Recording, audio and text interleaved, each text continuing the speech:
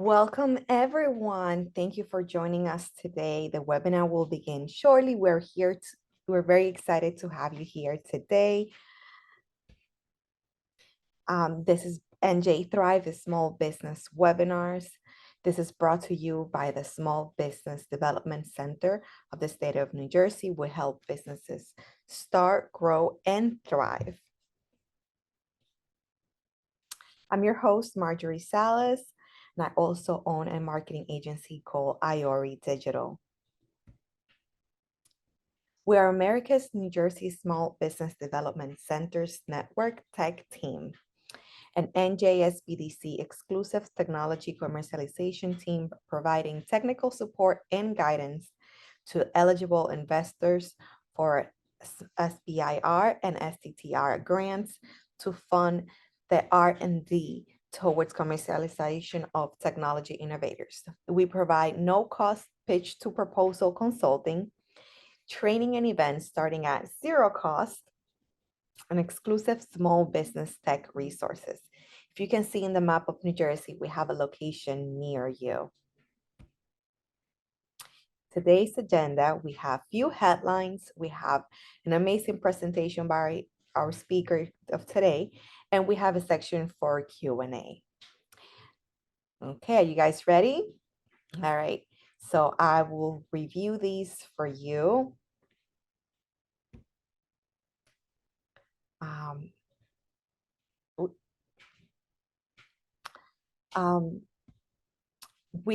There's a position available for a regional director of the Small Business Development Center in William Patterson University. It has outstanding benefits and it is affiliated with William Patterson University. So you have a great deal of leadership, responsibilities, amazing duties, and of course, to serve small businesses. There are just a few qualifications. You can read through them. And also you can apply right on the William Patterson website. The next headline is small business dedicates 20 million to small business export growth. This one is a big deal because lately I know there's a lot of businesses that they talk about obviously importing, but they want to expand the export growth, and 20 million is a great deal for small businesses. There are many other programs that are part of this. I'm sure you will see in the news, especially as for the NJSBDC, there are other webinars in regards to this topic about export. So I totally suggest you read this. It's a quick read with tons of information and additional links that you can follow up in regard to like how you get, grants, or you can get a consultant that will help you get to where you need to in as far as your business goals and exporting growth. Last but not least, applications are open for NJEDA Construction Inflation Fund. So if you have a construction business and you are interested in working with the NJEDAs, this is the perfect page for you to get the website, the emails, how to get all that information. Application deadline must be submitted by October 19th. So you have a little bit more than a month to get all your information and to submit your application. Okay, are you guys ready for today's webinar? We are 79 participants as of right now. Welcome everyone. We're at 80, perfect.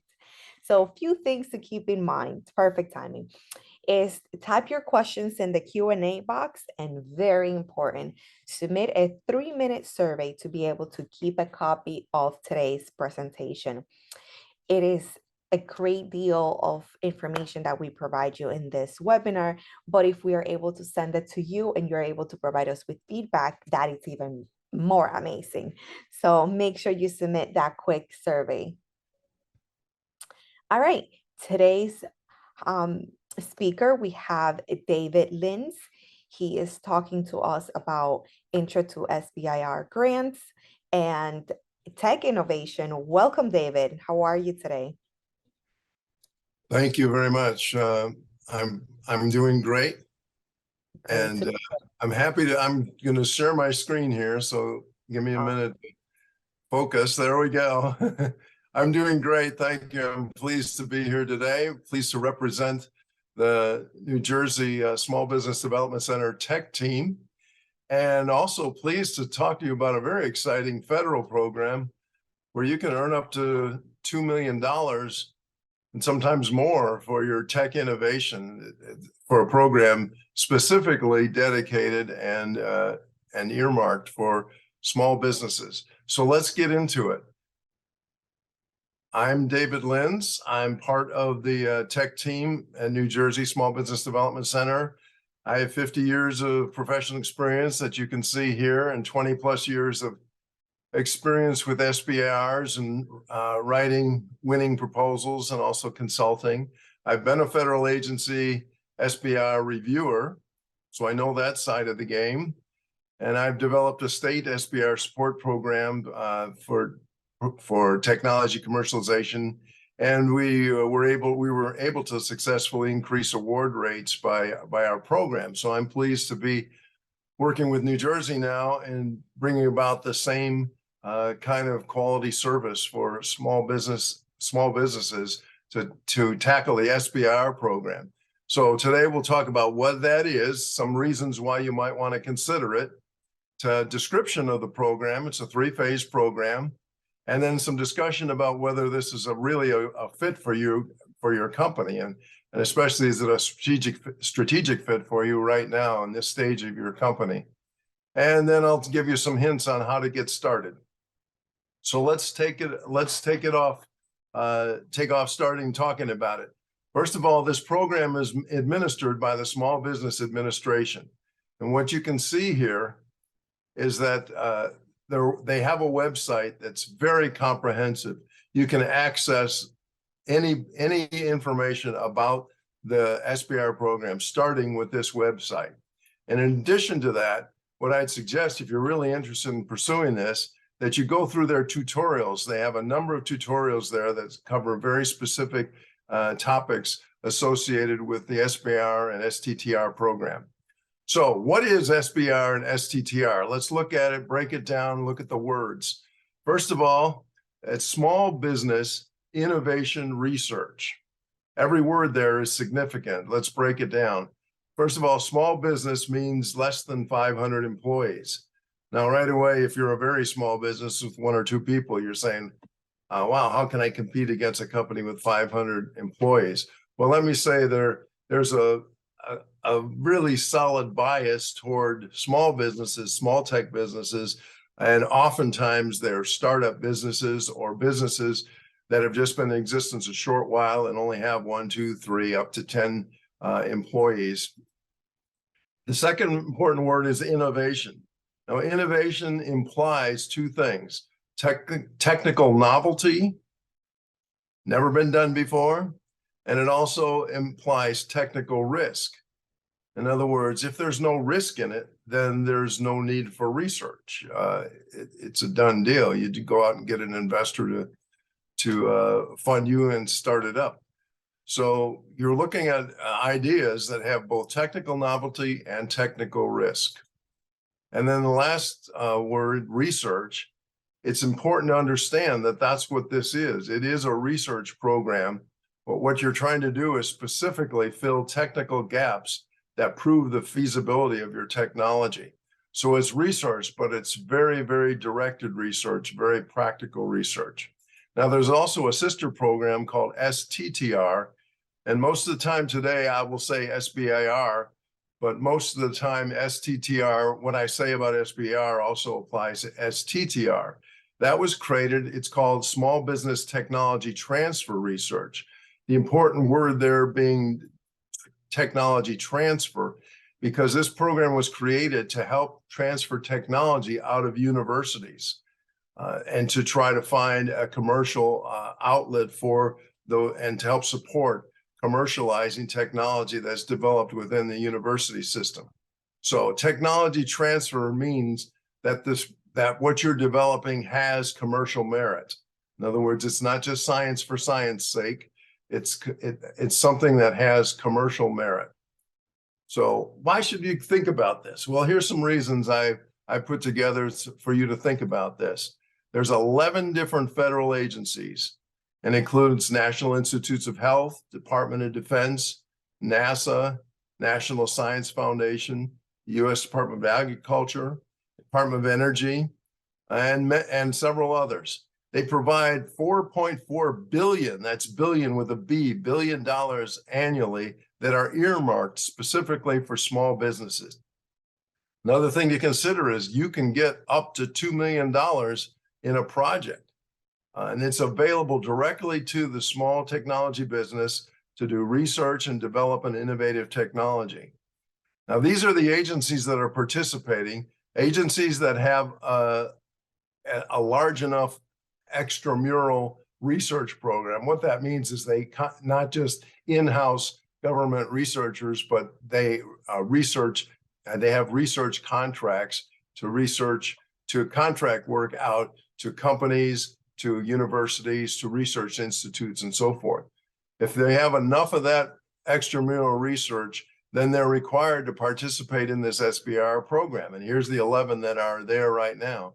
In addition to that, if their research program is large enough, they're also required to have this STTR program.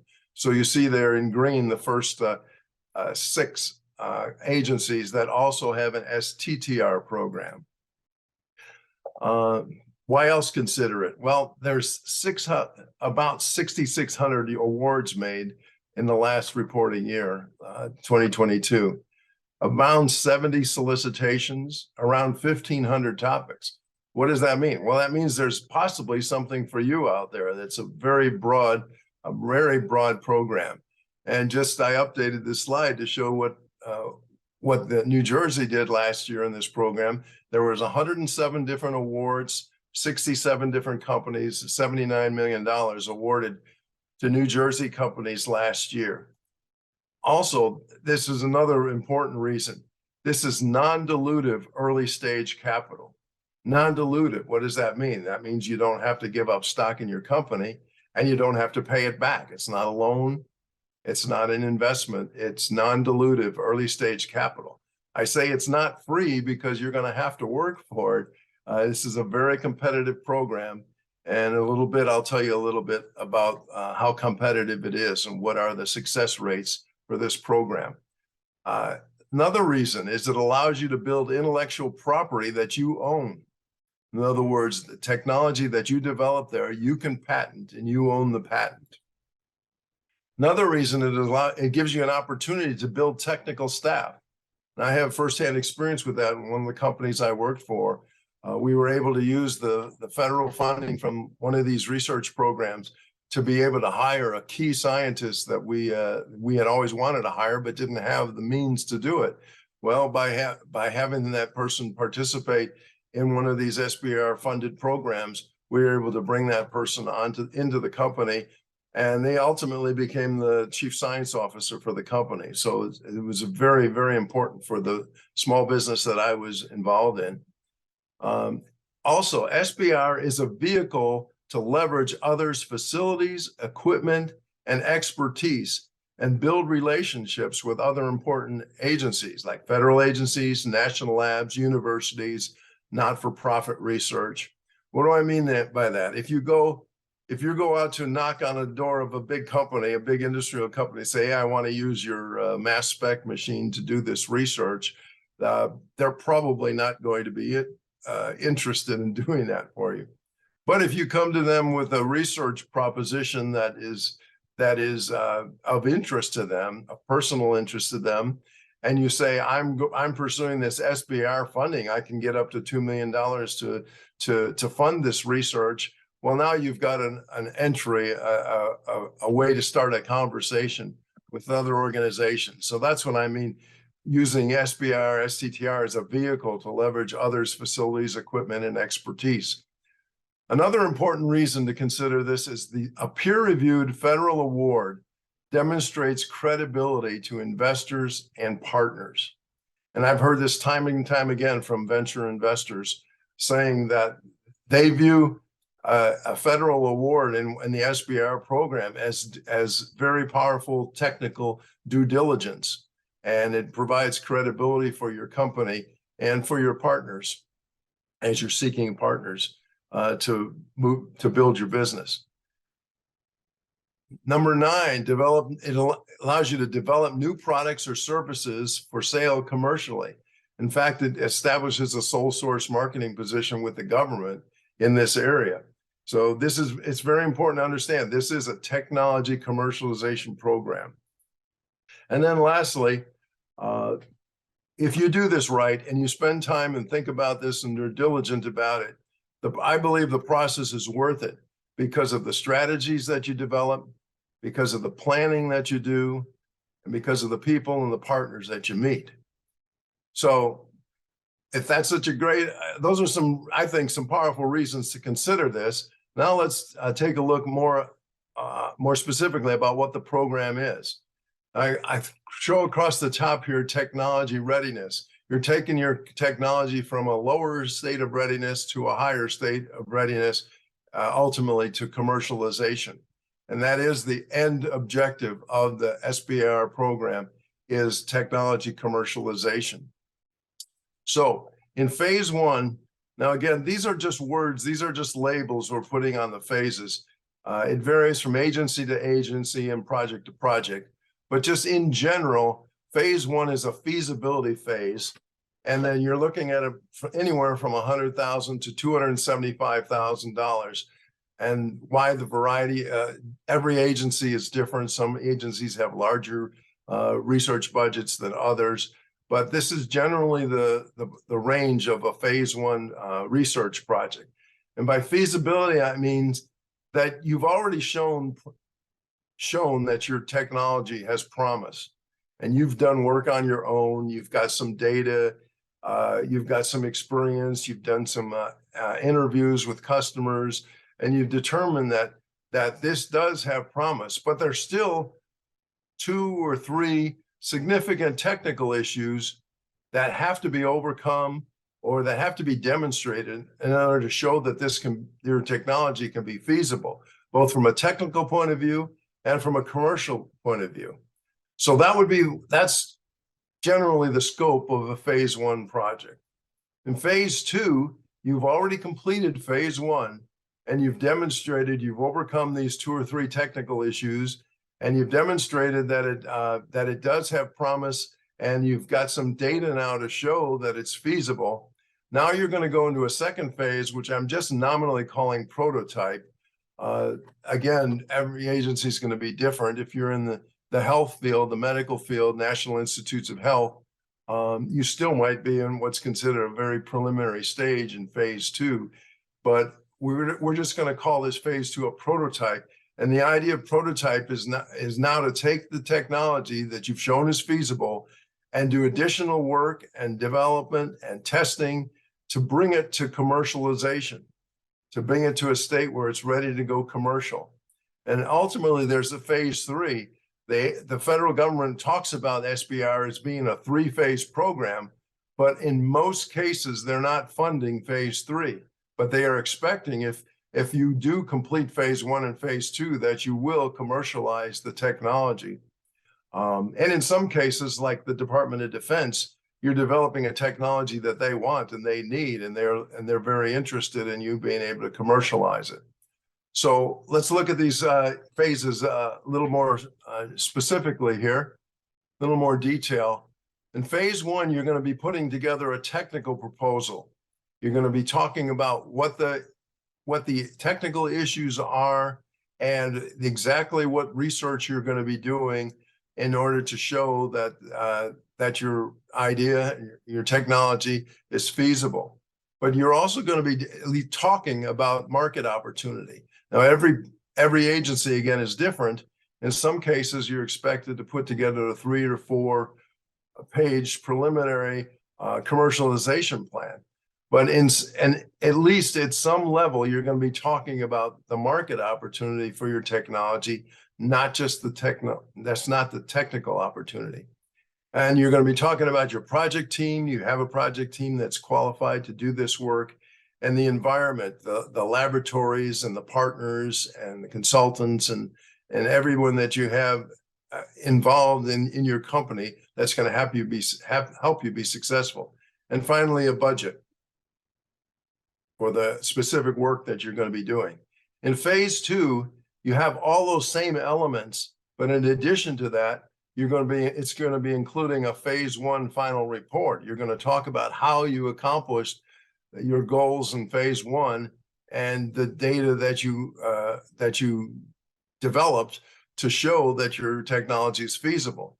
And you're also going to be doing a commercialization plan, which in many cases is a 10, 12, 15-page document, like a mini business plan, but focused specifically on commercializing this one product that you've developed as part of this program.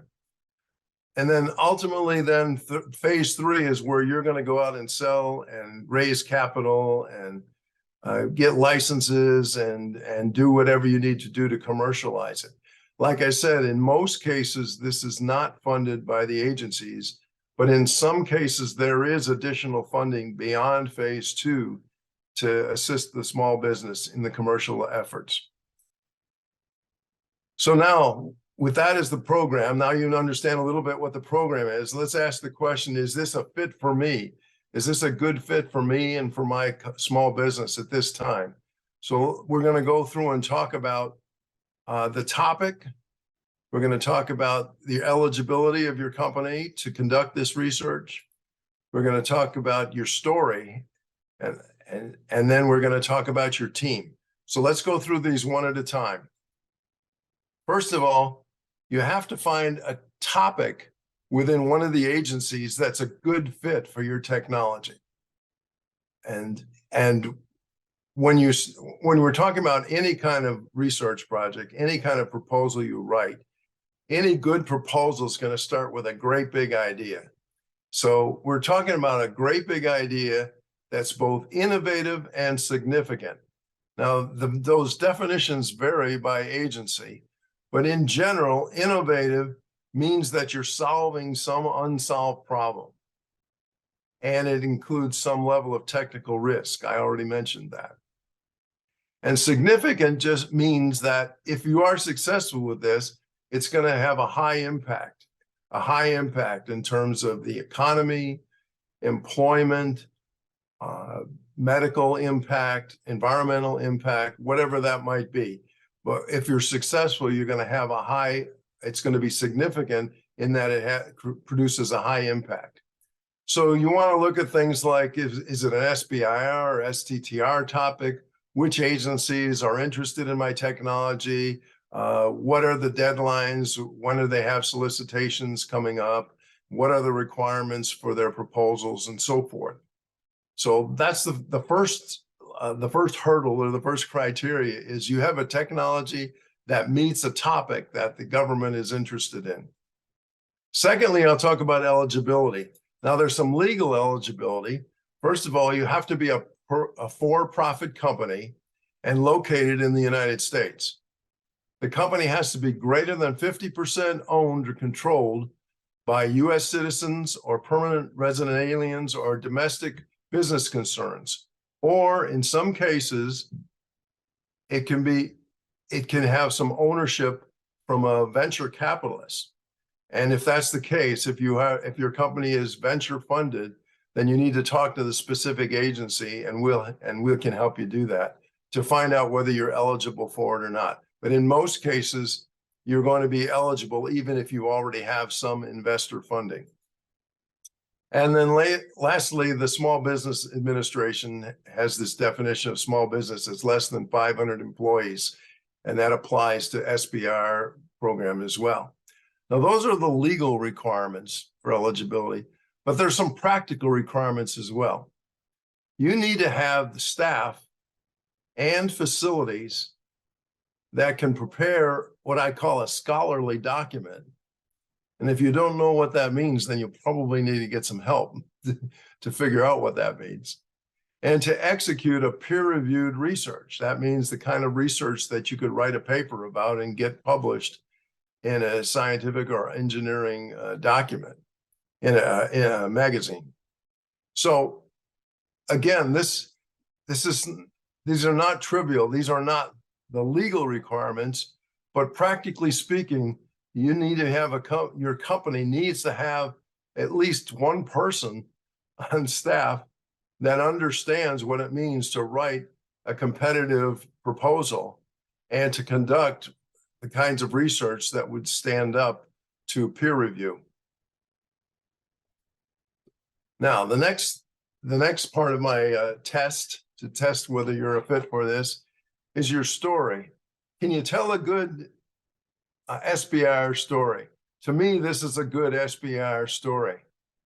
You've discovered that there's a significant need or a significant problem, and you've got significant insight into this problem, and you understand why currently it is a problem, why current solutions fall short, and you've made a discovery, you've made a finding, you've had some insight, you've come up with an idea, or you have an invention that you believe is an innovative solution to that problem that you've studied very carefully. But there are 2 or 3 research questions. In other words, it's not already a done deal. It's not already developed and ready to go to market. There are still some research issues that need to be addressed, that need to be answered. And then once they are successfully, then you can develop a high impact commercial product. If you can tell that story in a very compelling way, in a very credible way with data and references and back up that story, then you're in a good position to be able to write an SBIR proposal. And then lastly, you need to have a winning team. The last T in test is team. There's the most important person on your team is a principal investigator. This is the person who directs the project, and when I say directs the project really provides the technical leadership for the project. In other words, this is the technical expert who will provide the technical leadership for the project. They need to be well trained in that topic. Now, people often ask, do I need to have a PhD or advanced degree of some sort? And I'd say that many of the PIs that we see in these proposals are PhD level scientists or engineers and have research experience. But that's not always the case. I mean, we worked with a company here out here in the Midwest that this was an expert who worked for Briggs & Stratton and another engine company all of their career. And when they retired from that, they had some ideas of how to modify diesels to nearly double the power output of them. Well, they were able to get some several research grants from the Department of Defense when the Department of Defense was trying to repower the Humvees that they had out in the desert and had to add armament and had to add air conditioning and so forth to them. So this person was a bachelor degree engineer, but he was very, very qualified to do this research because of the years of experience they had. You need to be able to run a research project. In other words, show that they've conducted a project before of some size, and they have to be an employee. And I say usually they have to be an employee of the small business. The exception to that is some agencies will allow the PI to be a subcontractor in an STTR. Remember, STTR is where you're working with a university to commercialize technology coming out of the university. And on the STTR program or project, some of the agencies will allow the PI to be part of the university subcontract and not the small business. But I would say in most cases, the PI has to be an employee of the small business. What does that mean to be employee? That means that more than 50% of their employment has to be with the small business. If you have a 50-50 appointment with a university or with another company, well, that's not good enough. It has to be more than 50%. So their primary employment must be with the small business. So that's the principal investigator, but you also have a science or technical team with skilled technicians and scientists. You have collaborators, potentially consultants, and you have some advisors and partners, university researchers, consultants on market, technical, and business. So you need to be able to put together a winning team. Usually one person making this proposal is not going to be able to be able to demonstrate that they have all of the qualifications and all the experience needed for a successful project. So with those as the discussion about whether it's a fit for you or now, let's talk about, let's say you've decided this is a fit for us and we want to get started exploring it. So one of the best ways to do this is to attend a national SBIR conference. They're back on again now after COVID, and they had one this past spring. Sometimes they have it more than once during the year, but look for the national conference, SBIR conference, because at those national conferences, every agency will be represented there. Number one, they'll have people there. Every agencies will give a talk about what their current research interests are and how to apply to their program. But also, more importantly, every agency will set up times where you can make an appointment for a one-on-one meeting with a person from that agency. And those can be very valuable.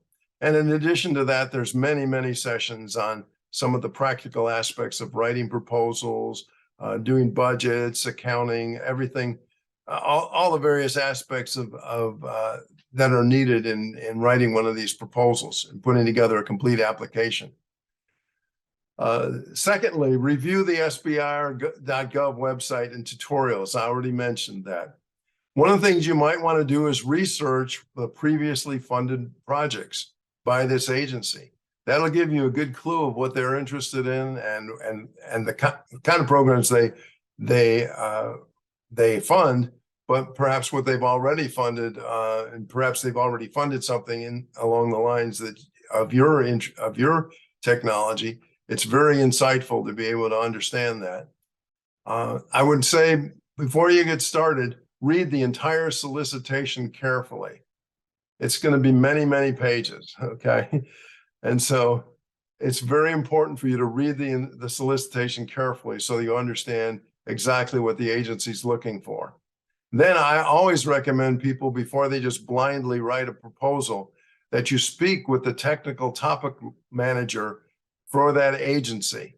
And most of the agencies, when they publish their solicitations, they will have a list of topics, and they'll have a list of the people who are the technical managers for those specific topics.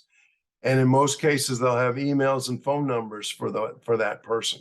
It's really important for you to talk to that person and discuss your idea with them, talk about your idea, talk about whether it's a good fit for their program and any suggestions they might have on how do you make your project better or more suitable for their agency.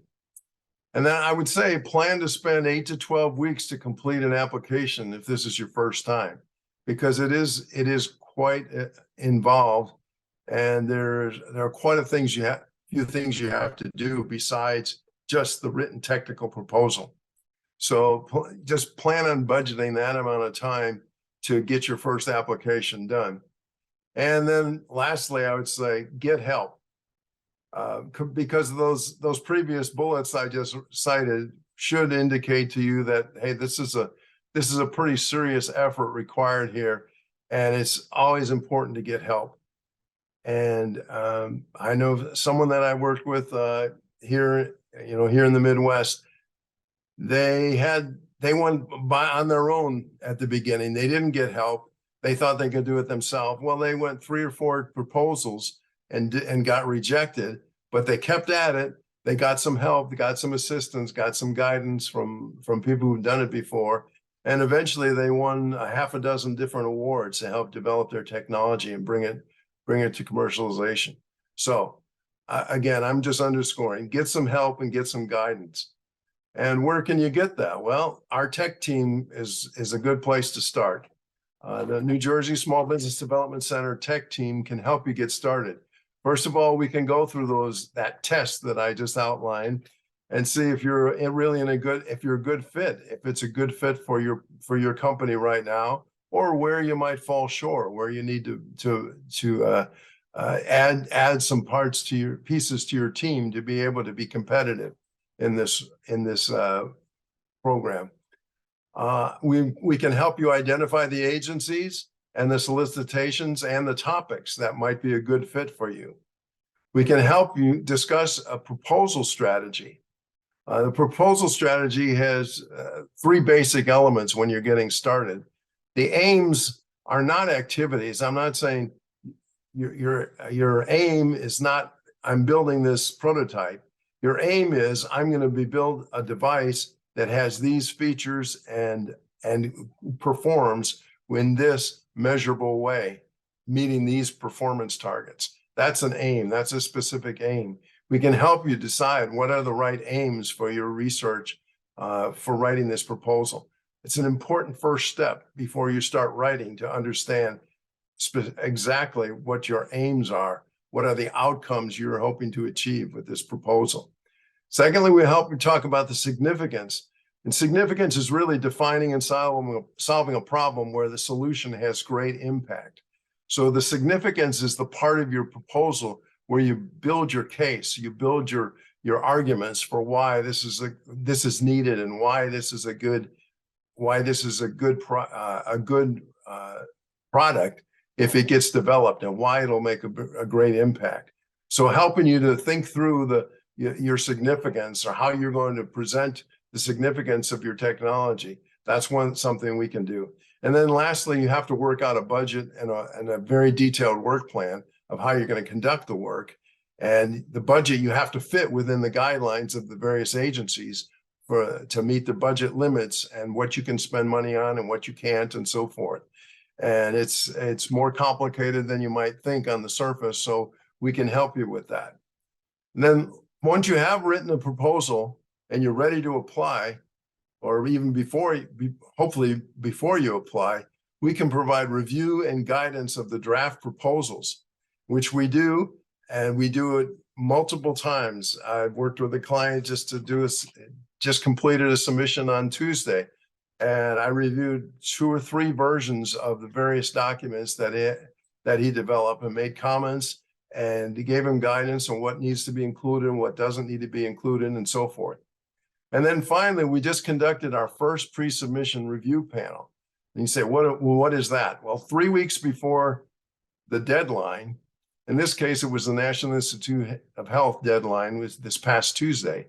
Well, 3 weeks ago, we allowed clients, and we had 4 of them, to submit their draft proposals, and we convened a review panel. And these are people who have experience reviewing SBIR proposals. These are people who have actually been agency reviewers. Most of the agencies will convene a review panel that consists of people from industry and the universities, and they do a peer review of these proposals, and they get scored, and then the agency decides which of the proposals they're going to fund. Well, we put together a pre-submission review. We mimic what happens in a regular review. We review the proposals, score them, or we have the review panel score them and provide comments and feedback on how they can improve their proposal, and then get those results of those back to the clients 3 weeks before the deadline. This is a very helpful service that we're providing. And again, we just instituted it this summer, and we just completed the first review a few weeks ago. We have another one coming up for NSF in just a few weeks, National Science Foundation. So with that as the information, my prepared remarks, just to wrap it up, this is a big opportunity for non-dilutive funding up to $2 million if it's a fit for your company and it's strategic at this time for your company. It will take some effort. It's competitive, very competitive. And the New Jersey SBDC Tech team can help you. So with that, I'll conclude my remarks, and I think we have time for some questions.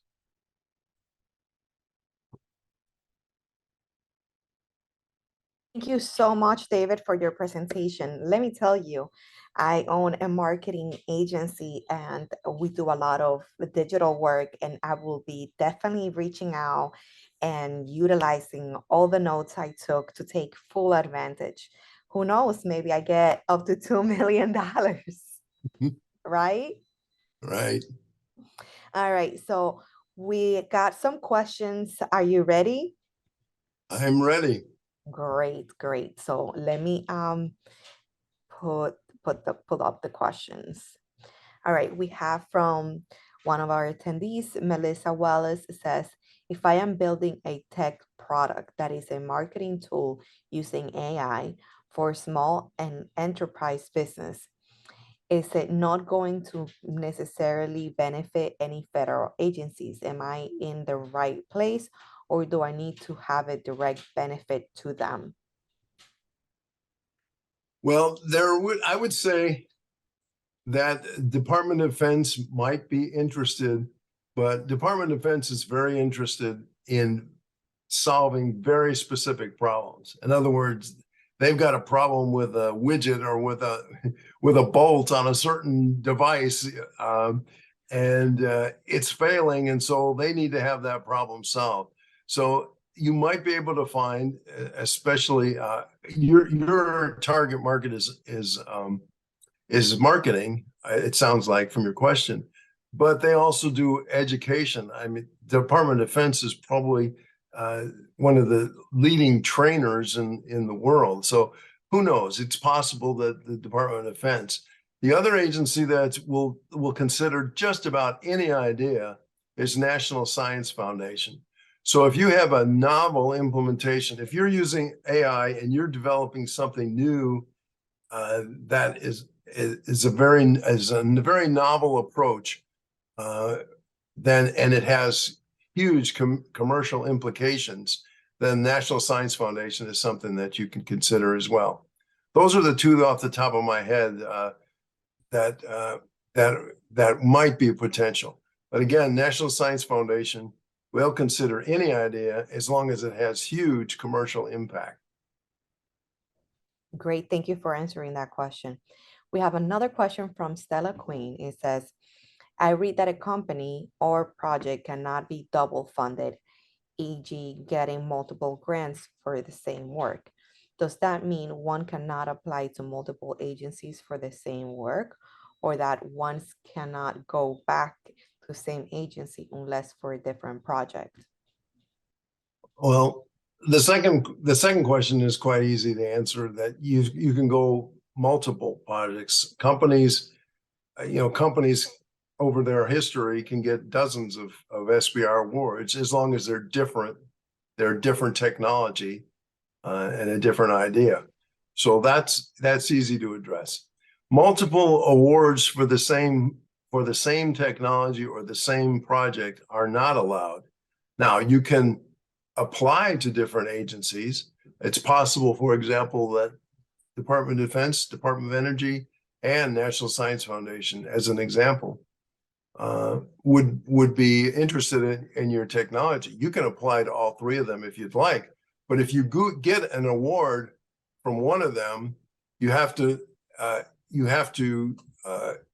notify the other agencies and determine, and they'll together make a determination if it's overlap or not. You're not allowed to be funded more than once for the exact same work, but it could be that there are differences in the projects. It might be that the project that you write for one agency is one application and it's slightly different than for another agency. That's something you would work out with the agencies. But again, if you can apply to multiple agencies. If you get awarded by more than one agency, you must notify them. And in many, you're not going to be able to be funded for twice for the same work. Okay, great. Well, that's also good for me. I was thinking of that. I have a question from Ricardo that says, are we eligible for phase 1 And two, if we are in between. If you're in I between guess phase one and two, yeah. okay. Well, let me address it this way. If you believe that you have equivalent of a phase one completed, and that is you've done the equivalent amount of, $250,000 of research, you have data and you have strong data. There are some agencies that will allow you to submit what they call a direct to phase two. What I would say is, in my experience, all the years of experience, that seldom is a workable strategy. In other words, most agencies, even though they say they have a direct to phase two project, most of the time a company doesn't really have everything that would have been provided in a phase one project and all of the data and so forth. So so I would say the best strategy, the default strategy is to go for phase one, then go for phase two. If you think you have some data already and you're already far enough along, you can discuss it with the program manager and see if it's a good fit for the direct to phase two program. But in most cases, I would say that the better strategy is to just focus on phase one. There probably is still some additional work that could be done to bolster your technology. So do phase one, and you don't really save that much, that much time in the long run by submitting a direct to phase two a proposal and then having it not accepted and then having to submit again. You haven't really gained anything. So that's what I would say about that strategy. And we can talk about individual cases when with clients. If you sign up to be a client of our tech team, we can talk about your specific case. Great. Thank you so much, David, for that. We have Carl Kraus that says, does this cover any affordable housing or financial services innovation, or is this STEM-based and limited to the agency listed earlier, aka HUD, FHA in this program? Well, if you're talking about new technology, then it is potential that you could get funded under this. If you're talking about developing different kinds of financial schemes or different kinds of things like that, then most likely it wouldn't be included. It wouldn't be included. So the real key point here is, are you developing a new technology? And think about it in terms of, is this something you can write a patent for and get and earn a patent for? Because a patent has to be novel and it has to be useful in order to be considered by the patent office and approved as a patent. Well, if you've got something that's technically novel and useful, and you can write a patent on it, well, then that's probably the kind of technology that would be considered in the SBIR program. Great. He added a second portion to the question saying, if the answer is yes, would NFS be an option? Yeah, and NSF and the National Science Foundation would be a potential. But again, National Science Foundation, they're looking for cutting edge science. They're looking for the kind of cutting edge science and engineering, and not just tweaking existing technology. So yes, NSF will consider anything, but again, the technical content, the technical innovation has to be very strong. Great. So the next question will be from Radu Radelescu. Anything that has a right impact creates adversity for incumbents and competitors. What is the legal help of NJSBDC can effect up to protect IP beyond more patenting, which is useless without capacity to defend it. No, the program doesn't provide legal support for defending the companies. The program is early seed funding to get a company started. And if the company has developed something that has large commercial impact, then presumably they're going to be able to raise investors and raise the kind of capital they need to take it to market. And so consider this very early stage seed fund for your technology, but it's not providing anything beyond phase 2. I think, we talked about that already. The government expects you to commercialize it, but they don't really provide funding for the phase 3. Great. So we have another question from Gary that says, if your project is not subject to a current funding solicitation, is there a reason to submit under an omnibus solicitation? If so, the chance of success funding significantly lower than if your company is addressing the specific topic of an existing solicitation? Most of the agencies will solicit at least once a year, sometimes twice a year, sometimes 3, sometimes 4 times a year. Many of the agencies have sort of open general topics that your idea would fit under. If you're talking about the Department of Defense, that has very specific topics, and so does some of the other agencies like NASA, Homeland Security, Department of Transportation. Very, very specific topics. Then your window of opportunity is to propose during that solicitation. Once that window closes, then they're moving on to new topics, and you can't resubmit. You can't submit a proposal or they won't accept a proposal from a topic of a previous solicitation. Great. So we have another question from Patricia, but I believe this is more on the general term of things. She says, can we call for a brief review of our goals/aims if we're not a New Jersey resident? Well, now this is a New Jersey program. And what I would suggest is that whatever state you're in, that you find the local SBDC office, the Small Business Development Center office, because there are small business development centers in every state of the country. And that would be your starting point to find your local SBIR support. Great, thank you for that. I'm a huge advocate of everyone in the team.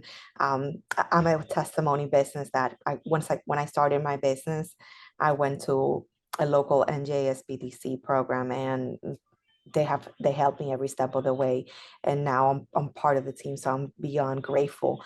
But I just saw a question in regards to that as well. At least the state of New Jersey, they provide no cost consulting. So make sure you check the website at a location near you that will assist you from the very start consulting of creating your elevator pitch to all the way to creating a proposal and helping you, in a case like this, help you get a grant.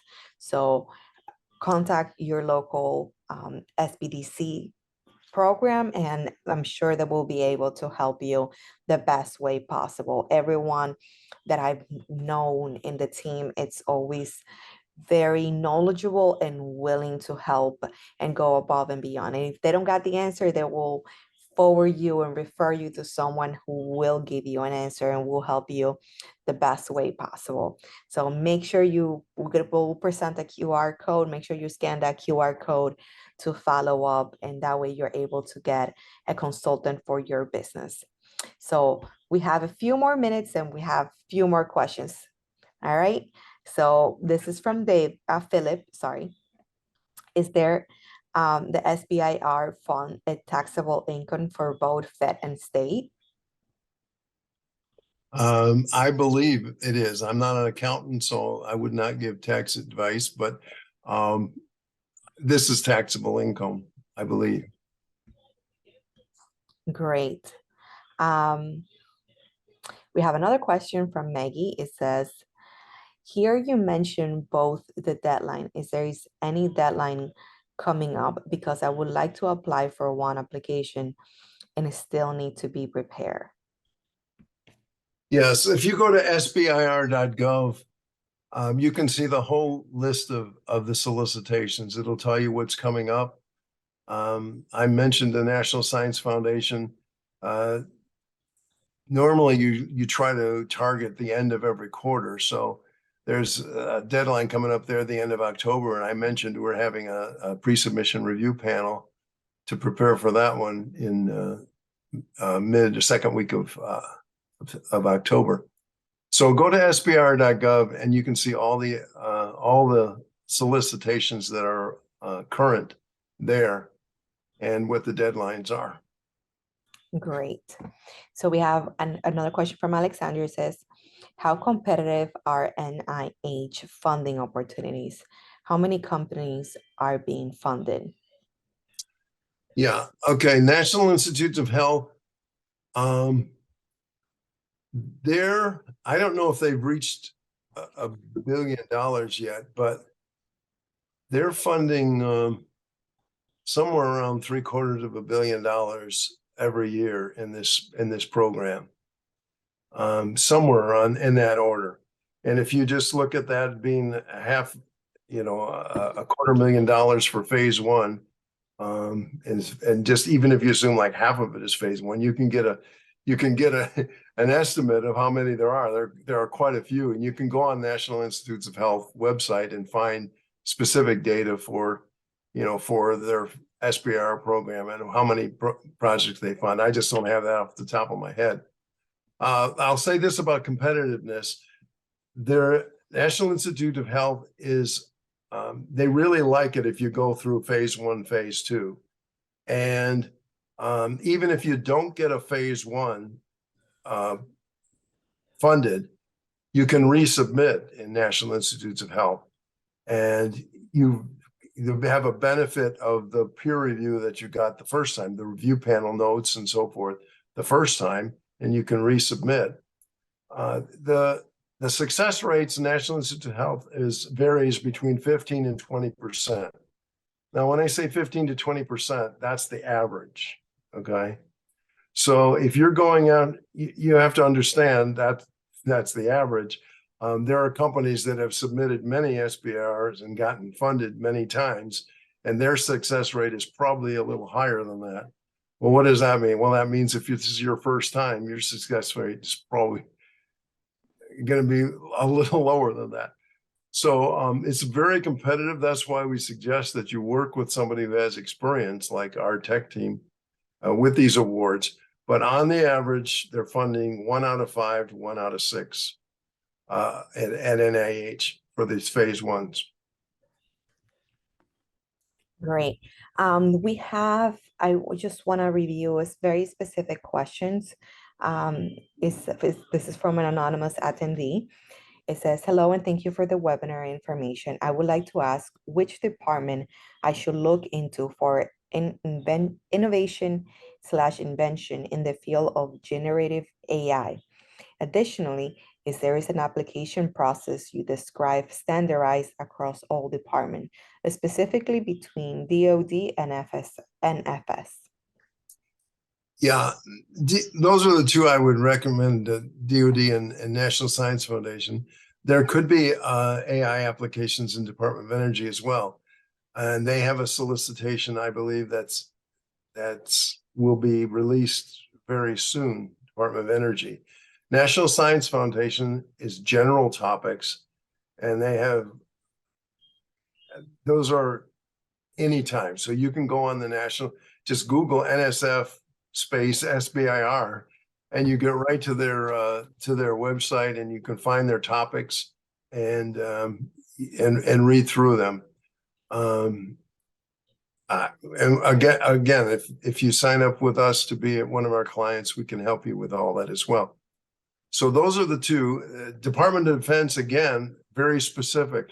Then they won't be looking at general AI development. They'll be looking about utilizing AI to solve one very specific problem, whether it's, improving a radar system or a guidance system or whatever it might be. You have to pour through literally hundreds of topics or they have a search engine as well for Department of Defense to find the relevant topics. National Science Foundation, it's easier to at least find the description of the topic because it's quite general. Great. Well, thank you, David, so much for joining us today and all the information you have provided us. We have still a few more questions, but to all those people that we were not able to get to those questions, I would suggest, please, please, please, I'm going to answer the last questions. Can we get a copy of the webinar? Yes, you can. Just submit your 3-minute survey. It says 3 minutes, but it's way less than that because it's just a few clicks, and we'll send you a copy of the PowerPoint presentation. To all the hundreds of people that were here, thank you so much. We're very grateful for your attendance. I would love to share some more information with you. Let me share my screen now.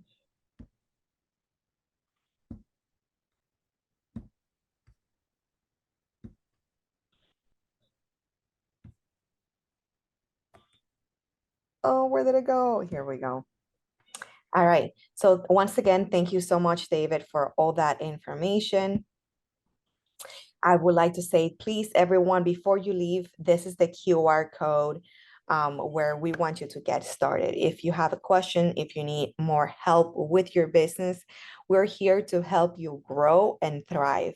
And myself and my business are a huge testimony of what they stand for. So scan the QR code to get started.